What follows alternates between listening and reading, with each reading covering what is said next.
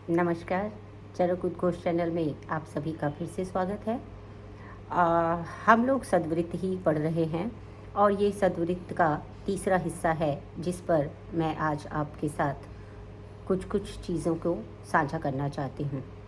आपको शायद लग रहा होगा कि सद्वृत्त इतना इलैबोरेट पढ़ने की क्या ज़रूरत है, हमें पेपर में तो हम 8, 10, 15 लिख देंगे तो उतने में हमें नंबर आ जाएंगे।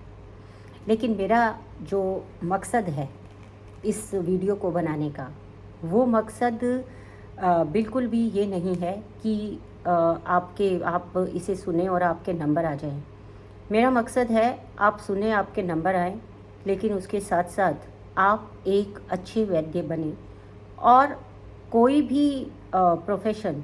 में अच्छा होने की जो पहली कंडीशन है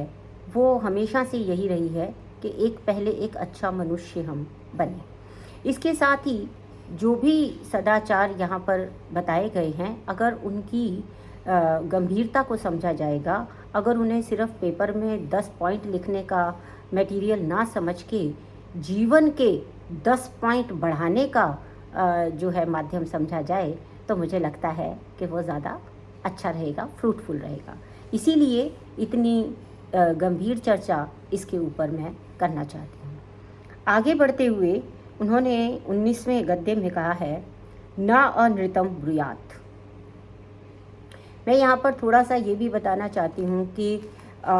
जैसे बच्चे जो हैं वो भाषा और शैली, इस दो शब्दों में काफ़ी कंफ्यूज रहते हैं। तो मैं बताना चाहती हूँ कि भाषा जो है वो अपने भावों को अभिव्यक्त करने का एक माध्यम है, और शैली है कि उस जो भी भाषा है उसको एक पर्टिकुलर तरीके से, एक स्पेसिफिक तरीके से, विशेष प्रकार से उसको व्यवस्थित कर देना जो है वो शैली कहलाती है। तो जो शैली है वो बेसिकली 3 प्रकार की होती है। एक होती है गद्य शैली, जिस तरह से कि हम अभी चरक संहिता में काफ़ी गद्य शैली पढ़ रहे हैं, ये गद्य पढ़ रहे हैं। इसी तरह से पद्य शैली, यानी कि जहाँ पर किसी न किसी छंद में ये श्लोक जो हैं जो हम पढ़ते हैं वो पद्य शैली है। और जो चरक संहिता और सुश्रुत संहिता में हमको मिलती है वो गद्य पद्य दोनों शैली हैं। गद्य पद्य दोनों शैली जो होती है उसको चंपू शैली के नाम से कहा जाता है। ये आज ऐसे ही जो है कक्षा से पूर्व एक प्रसंग आ रहा था, तो जो मेरे स्टूडेंट्स हैं उन्होंने ऐसा एक प्रश्न मेरे से पूछा, तो मुझे लगा कि अभी जो सभी लोग मुझे सुन रहे हैं चरक उद्घोष चैनल पर, वो सभी अब मेरे अपने परिवार के सदस्य हो गए हैं। तो जो कुछ भी मैं अपने बच्चों को यहाँ पर फिज़िकल फॉर्म में जो बच्चे मेरे से पूछ रहे हैं मैं बता रही हूँ, वो उसको अपनी इस वीडियो पे भी बताना मुझे जो है वो काफ़ी अनिवार्य लगा। इसलिए मैं यहाँ आपको आज ये बता रही हूँ कि 3 प्रकार की शैली, ये जो बृहत्त्रयी हम देख रहे हैं इसमें 3 प्रकार की शैली का प्रयोग किया गया है, जिसमें से चरक और सुश्रुत जो हैं वो चंपू शैली कही गई है। चंपू शैली में गद्य और पद्य दोनों होता है, और कई कुछ हद तक अष्टांग संग्रह में भी गद्य और पद्य दोनों है, तो वो भी चंपू शैली मानी जाएगी। लेकिन जब अष्टांग हृदय की बारी आती है तो अष्टांग हृदय में पूरा का पूरा जो है वो पद्य की शैली में ही उसको लिखा गया है। इसके अलावा जो जैसे चरक संहिता पर तो विस्तार से मैं जो है 3 महीने पहले की जो मेरी वीडियो अगर आप देखेंगे तो उसमें चरक संहिता के बारे में कि अवापोद्वाप प्रक्रिया और ये सब संग्रह विग्रह प्रक्रिया, इन सब के बारे में मैंने आप सब लोगों को साथ में चर्चा कर ली थी, बता दिया था। लेकिन सुश्रुत और अष्टांग संग्रह के विषय में उस तरह से नहीं बताया था।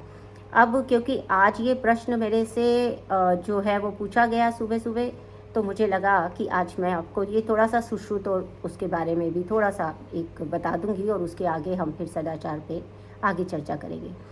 तो बात ये है कि जब सुश्रुत थी तो सुश्रुत में जो है हम जानते हैं कि वो राजा, मतलब जैसे था तो वो भी उपनिषद शैली ही, बेसिकली उपनिषद का ही वो एक पार्ट है। कारण ये है कि वहाँ पर भी जो सुश्रुत आदि 6 शिष्य हैं, औपधेनव, पौष्कलावत इत्यादि, वो सब शिष्य जो हैं वो अपने जो गुरु हैं उनसे साक्षात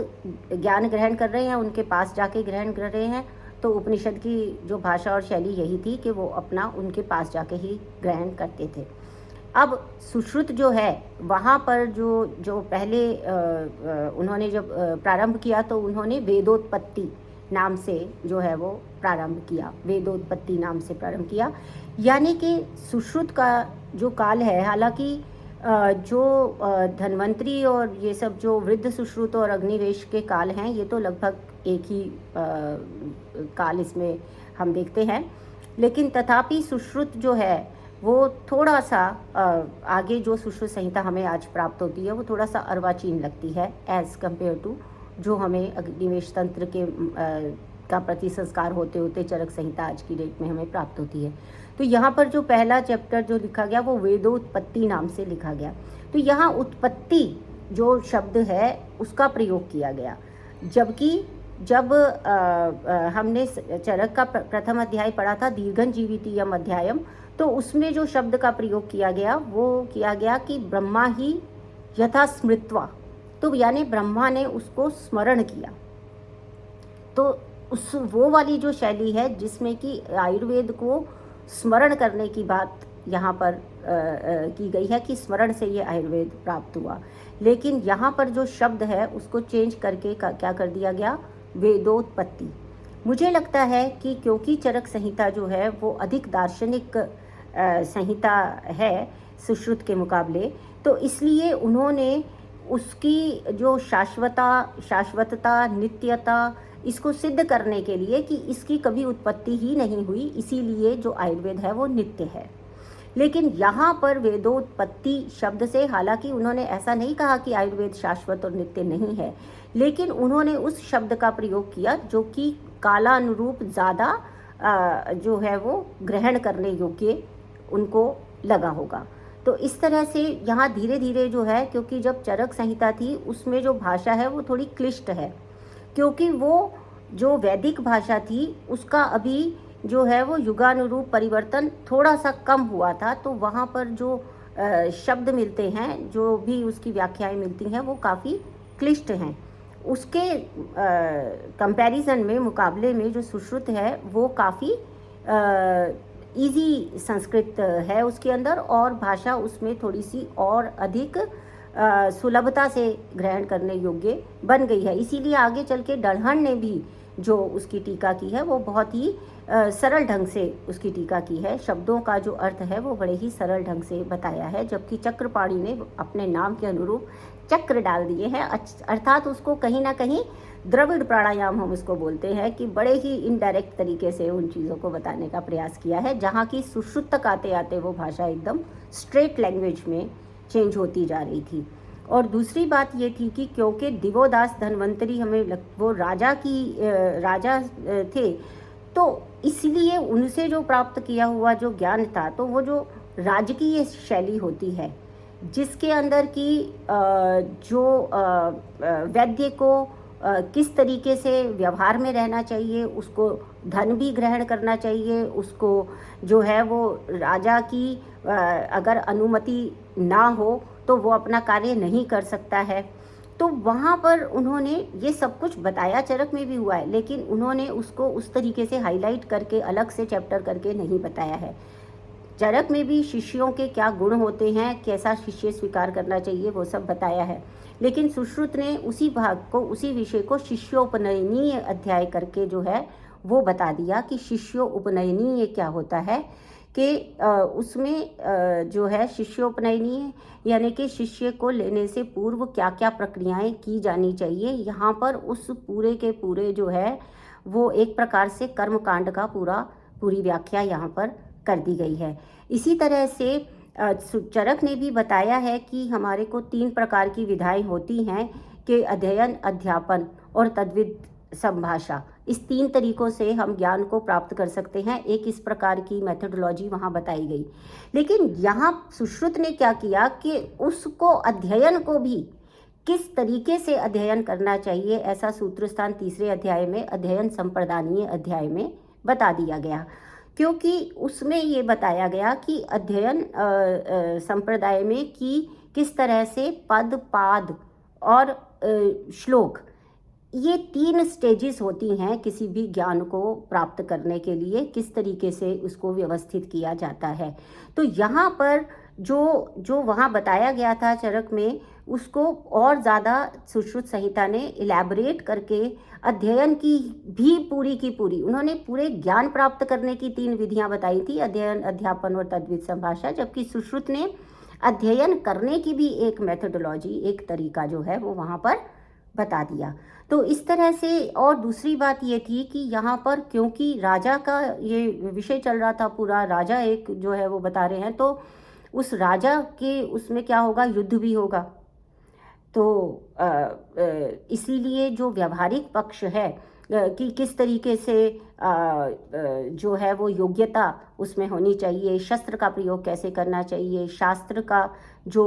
व्यावहारिक इम्प्लीमेंटेशन है उसमें विशेष रूप से शस्त्र के विषय में, रक्त के विषय में, इन विषयों पर अधिक चर्चा की गई। योग्या, जैसे कि कैसे योग्या करते हैं, कैसे हम काटते हैं, तो हम जो है एक ककड़ी लेके उसके अंदर वो चीरा लगा के दिखा रहे हैं, और बहुत तरीके के स्यूचर्स बताए गए कि किस तरीके से संधान किया जाता है, व्रण हो जाता है तो उसका रोपण किस तरह से किया जाता है।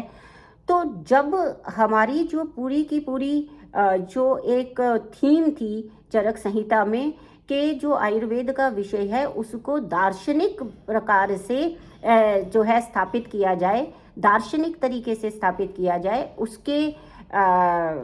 उसी के मतलब एक तरीके से उसको आगे बढ़ाते हुए सुश्रुत ने क्या किया कि दार्शनिक पक्ष को थोड़ा कम कर दिया और व्यवहारिक पक्ष को थोड़ा ज़्यादा कर दिया, और उसमें भी जो शल्य और इससे संबंधित जो विषय थे उनको उसके अंदर ऐड कर लिया गया। तो जैसे चरक के बहुत सारे स्टेजेस थे, ऐसे ही सुश्रुत के भी बहुत सारे स्टेजेस थे कि विद सुश्रुत थे, फिर सुश्रुत थे, फिर नागार्जुन थे, और बाद में चंद्रट ने उसकी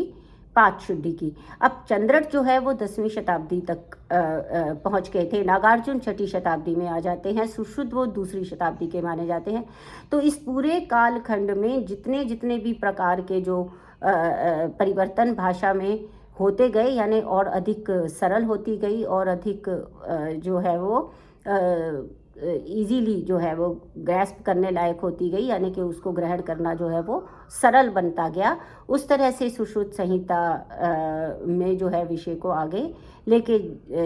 जाया गया, और बेसिक शैली जो है वो चंपू शैली ही रही। अब जब अष्टांग संग्रह की बात आई, तो अष्टांग संग्रह जैसे नाम से सिद्ध है, संग्रह ग्रंथ है। तो इसमें उन्होंने क्या किया कि संग्रह की जो विधि होती है, यानी कि जो भी उनको दोनों जो संहिताएं थी उसमें कुछ जो रिपीट हो गए थे विषय, कुछ रिपीटेड हो गए थे, तो उन रिपीटेडनेस को दूर करके जो दोनों में एक ही बात बताई गई थी उसको एक ही तरीके से यहाँ पर ले लिया, उनका जिस्ट बना के उसमें यहाँ पे ले लिया, और जो उनकी अलग अलग बातें थी, जो उनकी विशेषता थी, उसको उसी के उसी स्वरूप में वहाँ पर ले लिया। उन्होंने अपनी ओर से जो है कोई भी नया सिद्धांत स्थापित करने का प्रयास नहीं किया, अपितु उन्होंने कहा कि जो पहले आचार्य कह गए हैं उन्हीं को मैं अपने हिसाब से यहाँ पर बता रहा हूँ, ताकि अब जो काल आ गया था उसमें जैसे बुद्धि का ह्रास होता जाता है, तो उसके अकॉर्डिंगली जो अब काल आ गया था अष्टांग संग्रह का, तो उस समय काल में कैसे कैसे युगानुरूप संदर्भ में उस विषय को समझाया जाए। यहाँ आकर उन्होंने क्या किया कि उनकी शैली तो चंपू शैली ही रही, कुछ गद्य में रहा, कुछ पद्य में रहा, लेकिन